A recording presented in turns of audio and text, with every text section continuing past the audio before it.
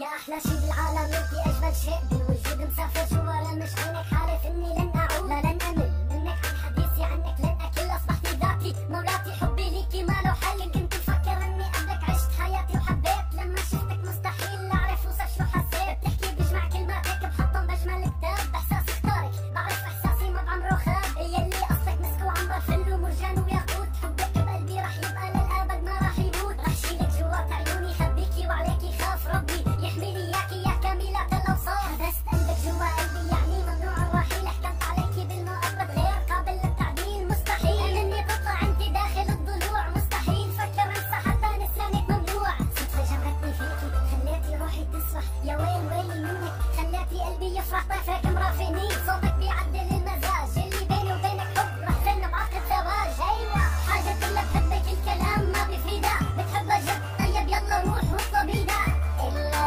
انتي نصيبي وانتي اللي روحي بتريدها، حاجة الا بحبك الكلام ما بفيدها، بتحبها جد طيب يلا روح واطلبي ده، الا انتي نصيبي وانتي اللي روحي بتريدها، يا عقل بشر ركوني الحاكمة بقصري، يا أميرة النساء صرت بشراييني تسري، ياسمين الشام لما شافك داب من جمالك، مشيتي عشط البحر شافك البحر دعالي، بحت صوتك لحن شرقي أحلى من أحلى موسيقى، فاتت غرغرت بذاتي كونت تجمل حقيقة، يسألوني ليش اخترتك وعقلي فيكي طاير، بقلن إني اخترتها لأني أعشق النوادر، دخيل اللي كونك سبحان اللي سواكي، شو بدي بالمستقبل إذا ما عشت معاكي، حطي إيدك بإيدي كوني أقرب من ذاتي، تعالي يا نصيبي نكفي الباقي من حياتي، عندك جمال وطيبة عزة نفس وأخلاق، كل الحروف بتشهد لك من الألف للياء، بعرش مملكتي بالحب انتي صوت الأميرة، العيون اللي بشوفك بتفتح لو كانت ضريرة، راح اكتب لك أشعار بأبجدية خاصة فيكي، بسوى همساتك لقلبي أصل مفتاحه بإيديكي، يا أجمل وردة ما راح أنسى عليكي بالكلام، بكتاب الحب اتعلمت جرح الورد حرام،